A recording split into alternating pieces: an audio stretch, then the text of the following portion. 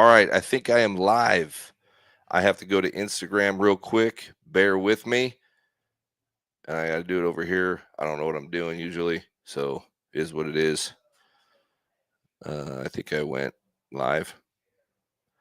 All right, I believe I am now live. I'm coming back to the studio.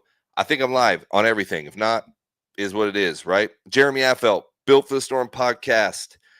I am going to get to talk about the trade deadline, the chaos, the what happened, I thought we were going to win this year. I thought we were on a roll, and I thought we were going to have a dream season like we did in 2010, 12 or 14, and the wheels fell off. We're going to talk about it. I'm excited to talk about it. Why? Because these things happen. The trade deadline happened, and you either buyers, you're sellers, or you stay put. There's going to be teams that are going to stay put because they feel like they're good with their team. You got buyers, they're going to come in. They think that, one, we're really good. We're going to make sure we're really good. Or we're right there, and we need a little bit of a punch to put us over the top and get aggressive and go for it. And then there's sellers, guys that are like, hey, we're out this year. How can we maximize value? We do have tradable. We do have tradable scenarios. How can we maximize our minor leagues or even build our big league team to prepare for a championship team in 2026? And then there are just flat out sellers that sell and have no chance of winning for the next 5 years, right? There are those. That is not the San Francisco Giants. I do not believe that. And I know a lot of people are going to say, you're defending because your buddy's Buster Posey. I'm not defending because of that, because I do believe what they're trying to do, and I do understand what they're trying to do. Buster's first year taking over, he inherited a group of guys from another regime, let's call it, and now he's got to try to figure it out, right? He did have a winning team. Did they have a winning team in the first half? They had a really exciting team. They had that team where everybody just got excited enough to where he went out on June 15th, I believe it was, and he made the first move in baseball and went out and got Devers. Big deal. Traded a big Kyle Harrison got traded. They had to make a move on that. The Jordan Hicks, they had moving from the rotation to the bullpen. I think everybody saw that coming. I think in spring training, I think what they saw, they thought they saw a guy that has huge upside on a potential starting job. But the thing with starters is there's a mentality. There's a mentality with starters that says, hey, I can go 6-7 innings. I can have dominant stuff, and I can repeat it. He just couldn't set hitters up, and he couldn't repeat it. He kind of would mentally, it just isn't there. I've been in that boat. I was that same guy. I was a starter, could throw 96, 97 miles an hour. I could blow the doors off for about 2-3 innings, and then the wheels fell off, and then I gave up 6 runs, right? Happens. Some guys are built for the bullpen. Watching him in Boston right now, I don't know if he's quite figured it out yet. I think mentally he's having a tough situation. He needs to figure it out because Hicks' stuff is really, really good. And then Kyle Harrison, I think, is going to be a big deal for them. If he stays healthy, you will see a starter like a Wheeler type situation, I think, eventually, if he can figure it out. And then, but I will tell you this, Devers is a good pickup. I know people are saying, no, he's not. He's not hitting well. He's pretty much 255. He's not hitting his homers. I understand that. And sometimes guys come over right away and they make an impact. They're an impact bat right away. They come in, they set the tone. It's the Hunter Pence situation. They come in, they get everybody excited, and they run with it, right? Some guys can do that. Some guys don't do it right away. They got to get comfortable. They get settled in and get on a run, right? He's not a $300 million player because Major League Baseball messed it up. It wasn't like guys saw it. When you're investing $300 million in somebody like Boston did. I know the Giants took on that payroll, but he's obviously got something. You don't just give $300 million away. So there is something in there. There is a bat in there. People, I get it, probably have said, oh, well, there's an attitude. He's not showing up when Will Clark says to show up, all these different things. We don't know the whole story on that. We don't know the whole story. We don't know everything that went down. No one needs to jump to conclusions, right? People just kind of start assuming stuff.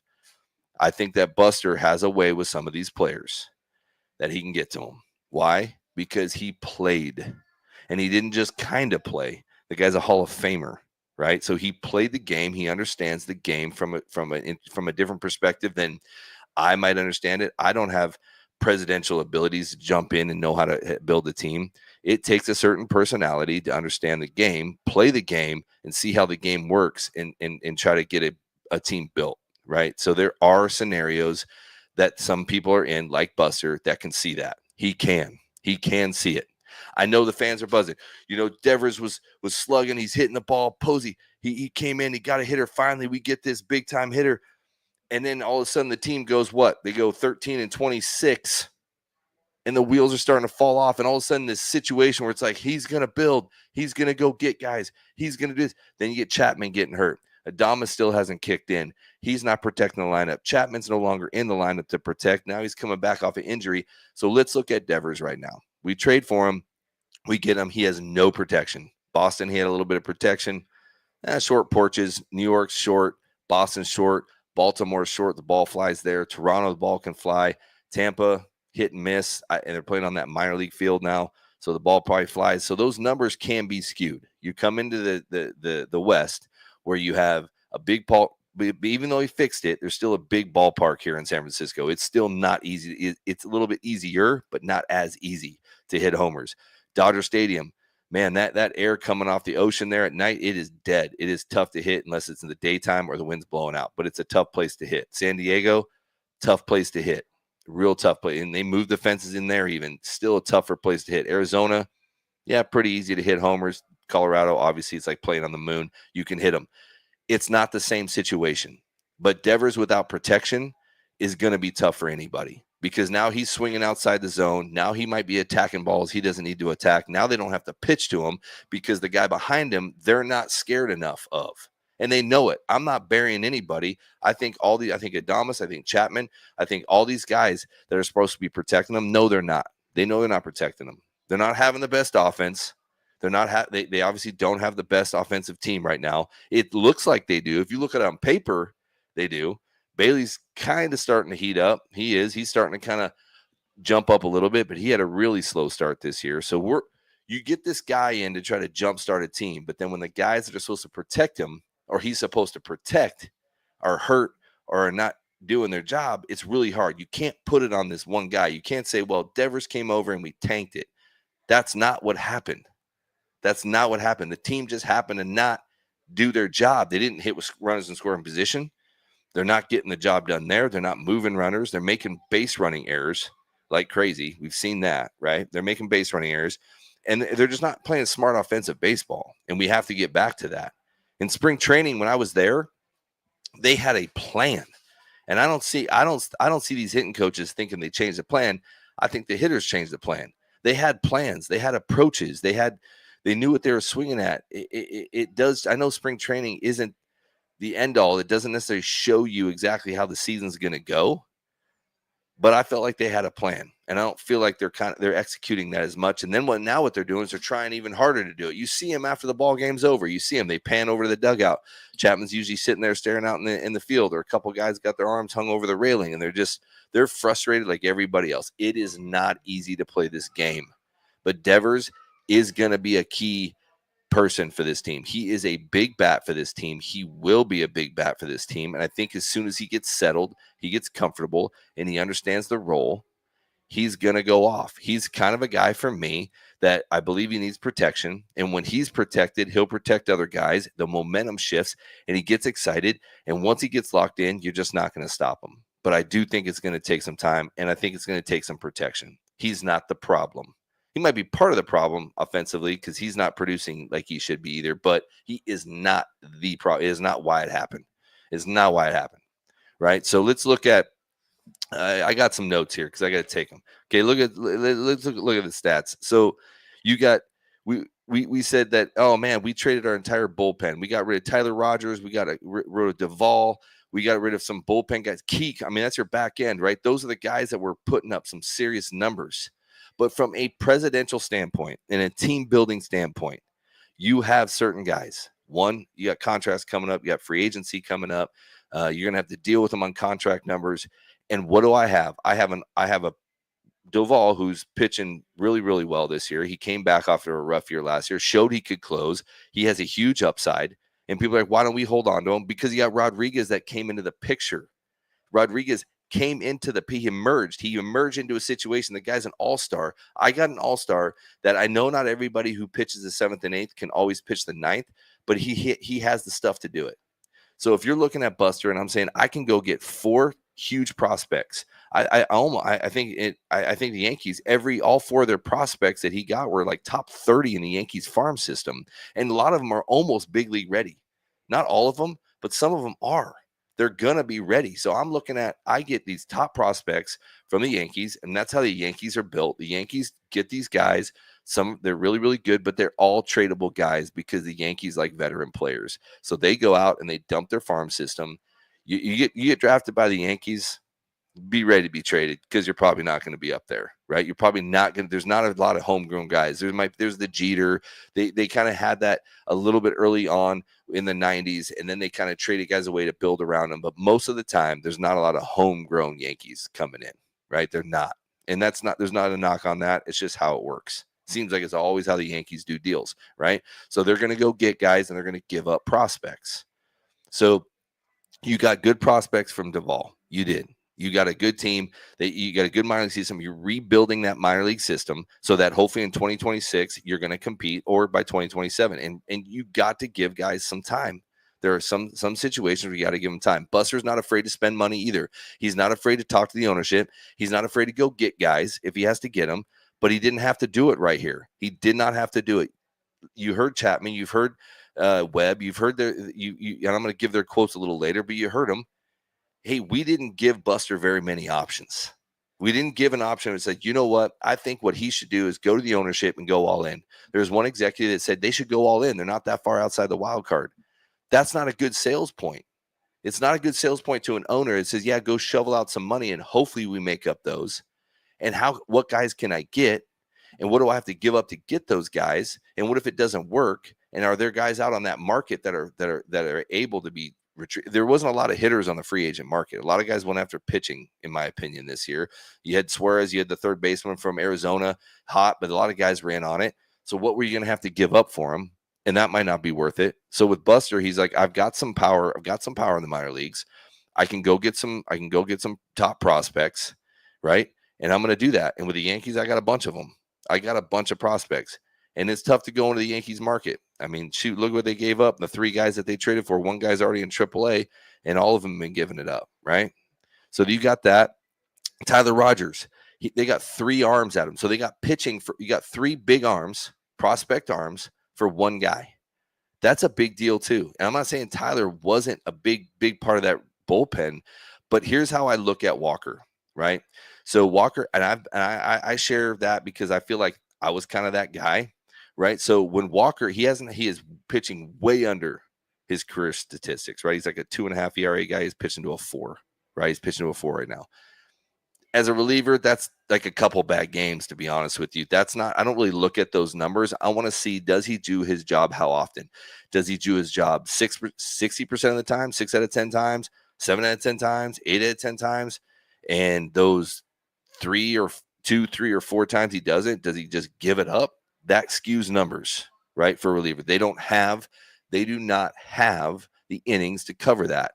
So sometimes what I look for is not necessarily the ERA. The ERA is still an important deal, but I'll look for, when did he do his job? How often did he do his job? And did he just have some blow-ups, which happened, right? So I look at a guy like Walker. It says, I think he can do it. He did it last year. I said, I still think he can do it. So I think what you have to do is force him to do it. I think he's kind of a guy that he wants to, and we got a message from a guy. So Walker seems more on than he's off. You're right. He is. But here's the deal. What happens is you put a guy and you force him in a situation where you are the guy. Sometimes when you got other guys pitching around you, you're not the go-to guy. And it's not like you need a pat on the back. It's more that you got to get put in a position so that you are forced to do it, right? So when I was a reliever, a left-hander, I was used strictly for left-handers with the Rockies most of the time, and occasionally switch hitter. Then I went to the Reds, and I wasn't a starter. I was everything. I was all over the map. I was all relief points, right? Dusty Baker had me pitch in the 2nd inning or the freaking 10th inning. I closed one, set up the other, mopped up the next day. You didn't know. But here's the deal. Once I got put into a role that they said, we trust you, we want you, this is going to be it, and we don't have anybody, you're the guy, something happened. So when I got over the Giants, and it was like, hey man, we got Romo, who was young at the time, right? And we got Wilson, we got Weeze, who's our closer, and we brought in Howery, who's a seasoned veteran. He could paint corners. And you're the guy. You're the other veteran guy. We've got to have you help these other guys out, bring them up, bring them. That gave me a different set of confidence. So when I went out there, I went out there with that confidence, and I just thrived in it. So Walker seems like he may be that guy. I might be wrong, but I feel like he's that guy where now you put him into that situation. It's like, hey, we don't have Rodgers anymore. We don't have Duvall anymore. So it's Rodriguez and Walker on the back end. And now this new kid they got, I got to think of his name. The kid they got from the Mets. I'm brain farting on that. Tony, you know that guy? You remember who the guy we got from the Mets? Jose, right? We got Jose. Jose's going to come in, right? And he's going to Jose Buto. I think that's how you say his name. Sorry, I don't know. But he came in from the Mets, big league ready already, done pretty good job for the Giants. You're going to start building that. Walker's going to get forced into that situation. You're going to see, you saw it in the Pirates game yesterday. He comes in that role. And I still think he's going to turn the corner and do the job. And I know Rodriguez blew the first game against the Pirates. Reality, it happens. You get put in a new role. You're the closer. There's a little bit of like, oh, I'm the closer. I got to do this. I got to do that. No, you don't have to do anything different. You have to throw strikes and get the last three guys out. That's why you're called the closer. But the reality of it is, it's the same as throwing. He's got the stuff. Just throw the same stuff you've been throwing. You will get hitters out. It is going to happen. So that's why you can get rid of those guys. And if you can build a team up around those guys, if you can say, I'm going to trade those two guys and I'm going to get some minor leaguers, but some top prospect arms that can help, scenarios that can help, now I can build. Buster knows what he's doing. I really do believe that. I really believe he knows what he's doing. He knows what he's trying to do. It's not that the wheels did come off. He didn't just give up and blow up the whole system. He just has to figure out how to build, and he knows he's got guys under contract. Adames is there. Chapman's there. Devers there. He's got to try to figure out how to convince those guys to get back into the situation they are and hit and do their job. And when you can do that, you can do a lot of things. I know Yaz got traded, but Yaz, here's the deal. He's always a contract guy. And he's a guy that he's a fan favorite. I get it. But he's a guy that if you can get somebody for, he's the tradable guy. And when you have people that want him and the market's hot on him, he's a guy that's going to be traded. I think he was tradable every year. It's not that he wasn't good for the Giants. I just think that he's a topic of conversation probably every year in the front office at the trade deadline. That's just what they are. There are guys out there like that. Sometimes they don't ever get traded. Sometimes they do get traded.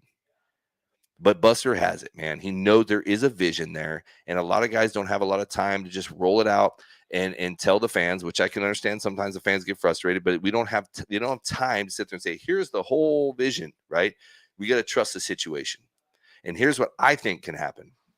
You guys got to remember, in 2010, we were 10 games out going into September. 10 games out. You're written off. You cash it in. It's over. We still won a World Series 10 games out. They're 5 games out of the wild card. And we traded some guys. Sometimes there's a wake-up call. That can happen. I'm going to throw it out there because that's the kind of guy I was. I'm still kind of a player in my mind and heart sometimes when I'm watching the game. And I'm saying, listen, these guys get on a 10-game win streak and they get on a roll, the cards will change. The wild card changes dramatically. Now all of a sudden you're putting pressure on everybody and teams are feeling it. And if the Giants can get on a roll, they're not completely out of it yet. Is it a tough uphill climb? Is it a storm they got to freaking go after? Yeah, but I do think they're built for it, and I do think they're built, and they're going to be built for it in the long term. But I think that I think, in my opinion, that there is a situation out there. If you keep a close eye on it, if we can get into a role, they still have pitch. Their starters are incredible. You still have Logan Webb. Ray's doing great. You have guys. Verlander seems like he's starting to make adjustments, and he might have to he's still got the velocity. He just got to get craftier, and does he have the ability to go 6-7 innings? I don't know. He's 42 years old. That's a lot to ask. But you've got scenarios in play you've got your starting pitching. You have a good bullpen still. You didn't lose that. You added a piece of the puzzle, with Jose. You added that. I don't think they're out of it yet. I think they just got to believe that they've got it. I really do. And I think they've got to have the energy. And you've seen it before. We've seen it before where these teams all of a sudden are just the greatest things ever. Look at the Marlins.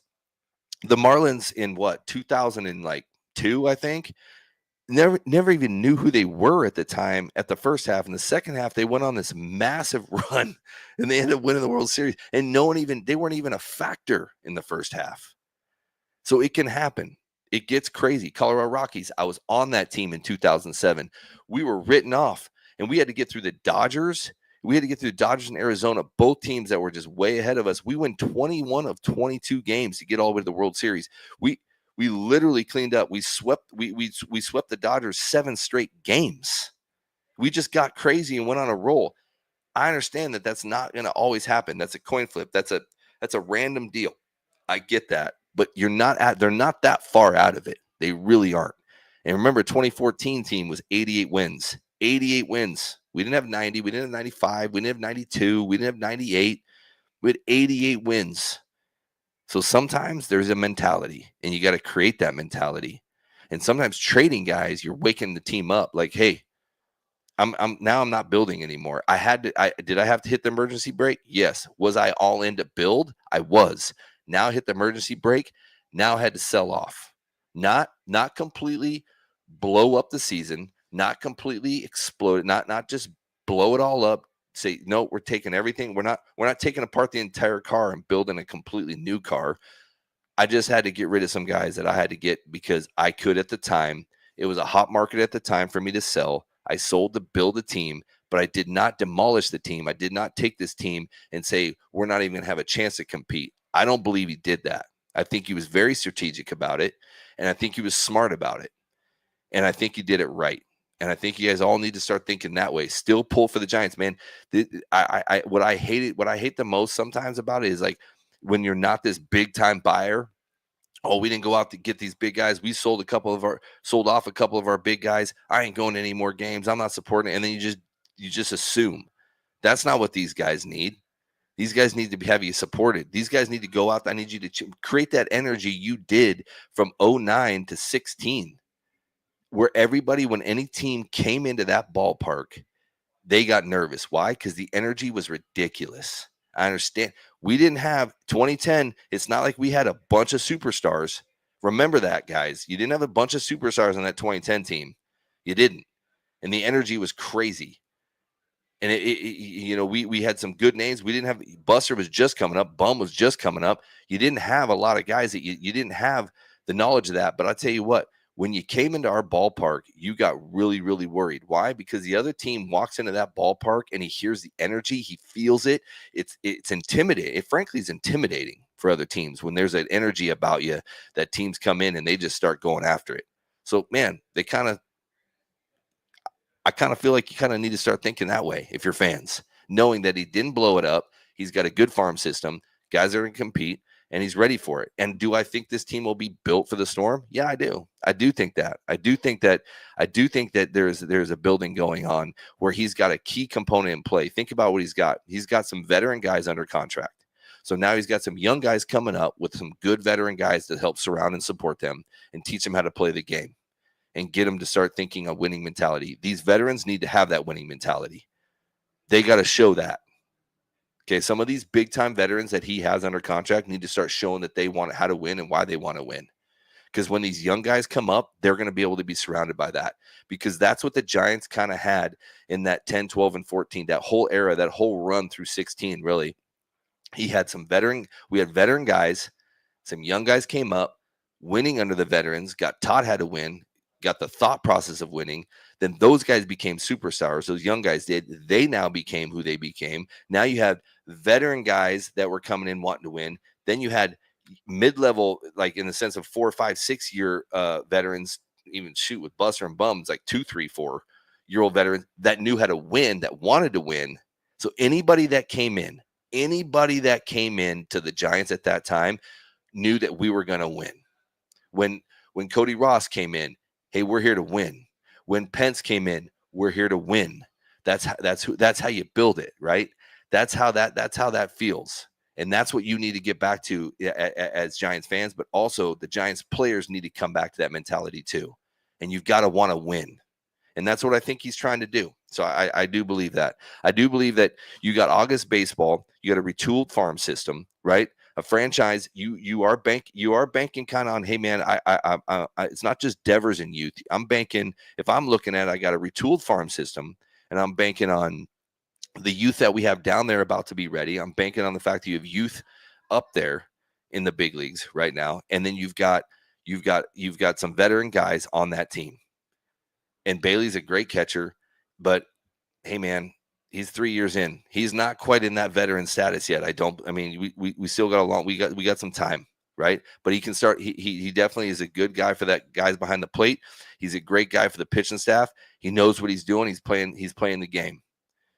But you do have Chapman, you do have Devers, you do have Adames.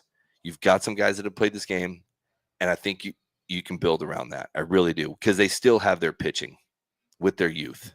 It's still there. It's just a game of chess. It is. And sometimes in chess, you make it look like you're in trouble to trap the next guy, and then you checkmate him. And the game of chess is still being played, and Buster's playing it every day. He understands how this game is played. He really does. Here's a quote from Buster that I appreciate. He said, "As poorly as we played since the All-Star break, I think we all felt it was the best decision for the organization to get some pieces coming back that will help us in the future. That's why he traded who he traded. It wasn't, he is as poorly as they played. I didn't have to go out and give up and buy. I have to be able to keep what I've got, where I still think we're competitive. But we have not played up to the standards of Giants baseball, and we have not played up to the standards of the Giants baseball that we have on paper when we started the year. We did not play to those standards the last 49 games or whatever it was, right? We did not play those, but I was able to get a good enough group of pieces back in play for the future. Because the game is still being played. It's not played in 2025. It's still played in 2026, 2027, 2028. And I know fans are going to get frustrated. They're like, well, they've been saying this the whole time. They're always building for the future. We don't see it. Agreed. You got spoiled. I mean, Bay Area fans got spoiled for a long time, not just in baseball, but basketball, football, hockey. I get it. And the expectation is to win. I get all of that. And you should have all of that. It's not always going to happen, because winning teams get old. Then you got to try to figure out how to build it back. And you got to try to figure out how to get those right pieces on paper and try to win again. I do not think the Giants are going to be satisfied with not winning for 50 years or 20 years or 30 years. I do not think they're going to be satisfied with that. I don't. I think there's too many people in the front office, too many players that are around the front office or in the front office that understand the history of the Giants, and they're going to be all into it. Is a part of it. Right? We've got to figure out the right pieces to put in there, and I think it's going to happen. It's just playing that game of chess and making moves. Period. The other thing Buster said, which I thought was pretty awesome, said it's part of the beauty and the torture of baseball. You don't know. You've got to go play games. You don't know. You don't know if selling's going to work. You don't know if buying's going to work. It's part of it. Everything is a risk, whether you're playing baseball, whether you're throwing an 0-0 fastball away, throwing a 3-2 curveball. It's a risk. Every pitch is a risk. Every swing is a risk. Every move in baseball, whether you bring a bullpen guy or not, everything's a risk. And the Giants are taking risks in the front office. It's a risk if we sell or buy. It's a risk if we trade for the right guy. Everything is a risk. It's calculated, but it's still a risk, and it's not always going to work. It's not always going to work. And I'm sure there's a lot of fans that are always going to second guess any move that you do in the front office. But I'm here to tell you, I have not second guessed any of his moves. I have not second guessed one time. And I'm not saying that because he's a friend of mine. I'd second guess him if I thought it was a wrong move. I'm not in the front office. I don't see what they see. I don't know what they know. But I know that the moves that he made were very calculated, because I know how Buster thinks. And I know that he's trying to build this team for the future. I don't always think that with some guys. I don't always think that with some presidents and GMs. And some GMs are also presidents. They're both in. I don't always think that. I think sometimes they just don't build on purpose. They just don't want to win. Their strategy to some owners are not winning. I'm sure a lot of you fans have figured that out. Some of you might not. Not winning has strategy to it. It does. And it's not good, because it's not about baseball. And it's not about winning. It's about business. I don't think that's how the Giants think. I don't think Buster, that's not how the ownership thinks. And I don't think they would have brought Buster in if the ownership thought that way. So they're not doing, everything has a rhyme and a reason, and it is to win. but it's to win within the circumstances that they have been given. So I think it's super important.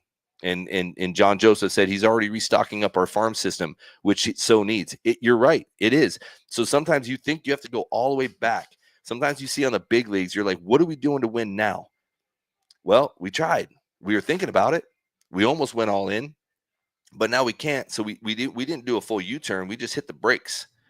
And now we're trying to build a farm system, but keep a winning product on the field, because I still think these guys can win.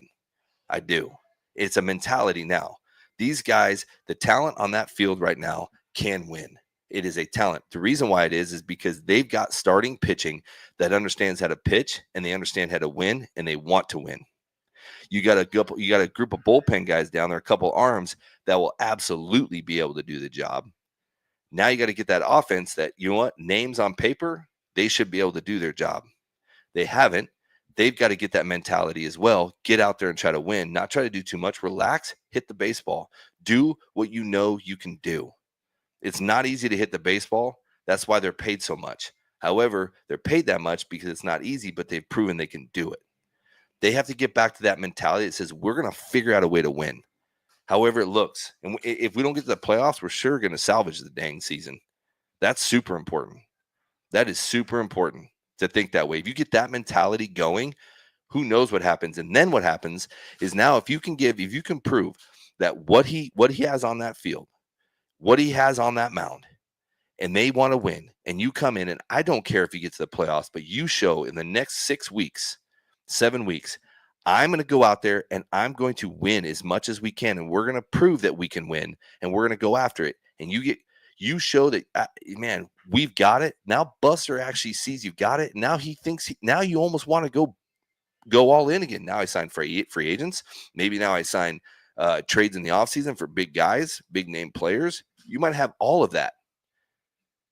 And I got a farm system. And now I know how fast I have to push these guys, or how fast I have to move these guys in the farm system and get them ready. Or do I have a little bit more time? Or maybe they're ready and I go get a couple guys and I have the product on the field that I know how to win because I watched them play the last 6 weeks. In 2009, that's what happened. If y'all can think back that far, I know it's a long way. It's a long way for me too. Trust me, I'm almost baffled how long ago it was. At the end of 2009, we proved to the ownership that we can win. We got exciting. We didn't make it. We didn't, but we got exciting. And it was exciting enough to where they went and added pieces to the puzzle. Then we played with those pieces, and then we brought in Buster. We brought in Bum. They're ready. Then we brought in some other veteran guys. We win. That's how it is. So if these guys can do that, and you can prove and tell the front office and convince Buster and these guys, like, hey, we can win. We have the mentality to win. We know what it's like to win again. It feels good to win. We like it. But man, you got to prove that, man. You have got to prove that. So I feel like, somebody asked a question here. I'm going to answer real quick because it's kind of catching my eye. Someone says, Jeremy, what are your thoughts on batters coming to the Giants and experiencing a slump? And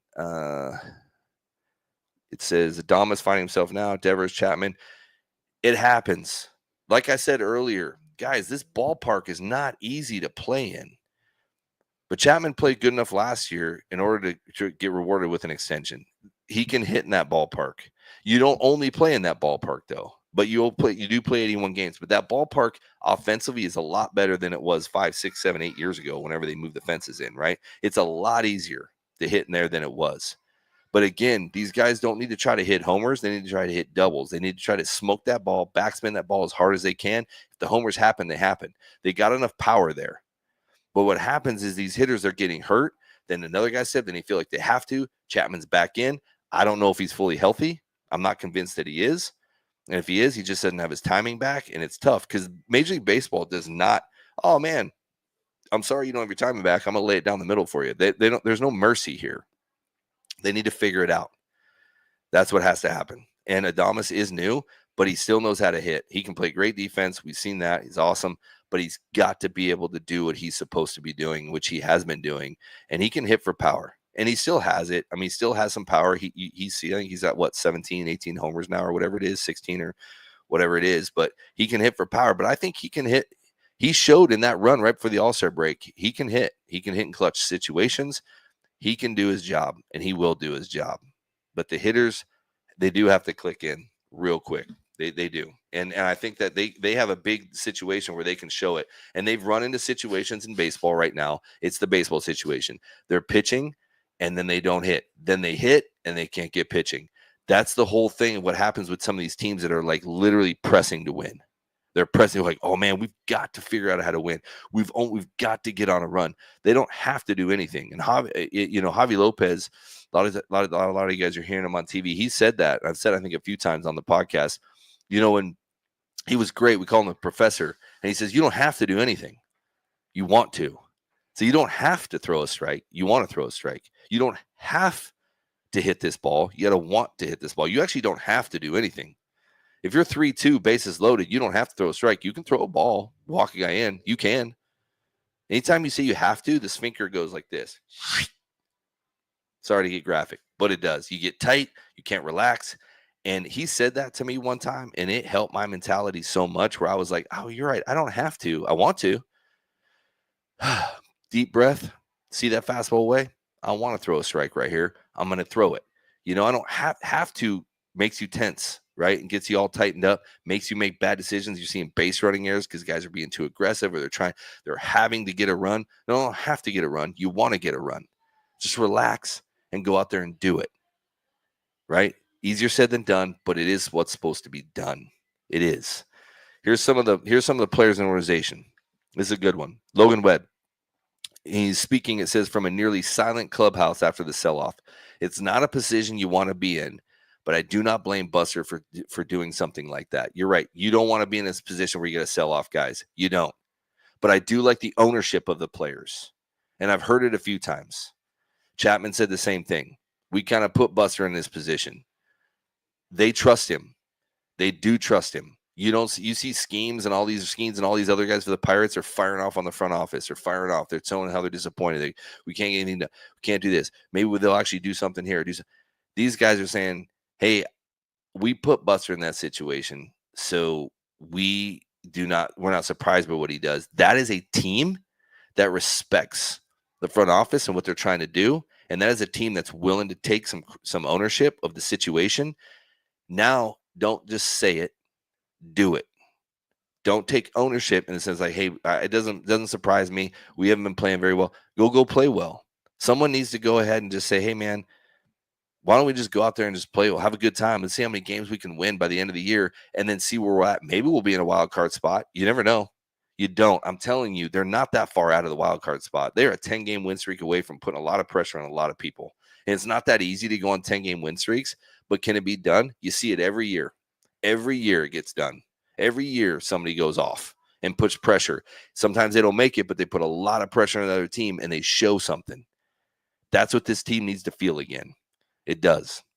So, I mean, for me, I think that the guys they got, man, I think that let's just to reiterate, guys, the guys that they got, you got Drew Gilbert. He's the number 12 prospect.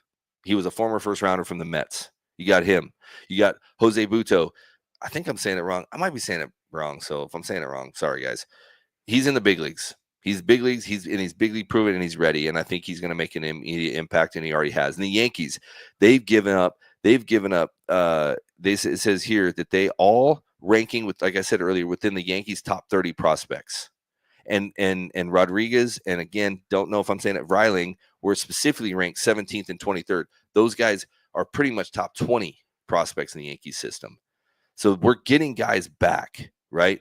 Ranked Marte for Yastrzemski. He's a top 20 prospect for the Royals. He's probably further out than all the other guys because he's a lot younger, but he gets guys back. He's going to retool that system. In a nutshell, I'm going to be done here in a second. He didn't blow up the team. He got guys back that can help build this team in the near future, not a long time away. He did get impact guys. He got a big league ready guy. There's a couple other guys that might even make season debuts this year. If not, it's going to be a pretty fun little spring training watching them fight for jobs next year. He's got the pitching. He's got the veterans. They know how to win. They just got to get that mentality back that they want to win again and figure out how to do it and be leaders in that clubhouse. but he has the pieces still on the field to win. And he can add. He did it right. He didn't blow up the team. He traded who he needed to trade. Everything, I believe, is going to be fine. Is it a disappointment? It's a disappointment because of what everybody expected June 1. It's a disappointment because there was at one time they were tied with the Dodgers, and it wasn't like in the first month, right? It is a disappointment that way. It is a disappointment because everybody thought we'd go get a bunch of guys, and we finally got something to run with again. Yes, it is a disappointment that way, but it is not a disappointment in the sense of long-term effects. What the Giants are going to be and who they're going to be could be that way for a long time if done right. And I think as a fan, I'm not wanting to see the one-off win. The Marlins, where they would just buy a team for 1 year, dump the whole team, and not win for the next 10 years. That's not what anybody in San Francisco wants to see. No respectable Giants fan wants to see that. But what the Giants want to see is winning for a long time. Going on that run again, where that 6-7 years of just winning, enjoying going to the ballpark, wearing Giant stuff everywhere you go, black and orange all over the streets all the time. That's eventually what you want again. It's got to be built. And it's got to be built the way Buster wants to build it. And I think he knows how to do it. All right.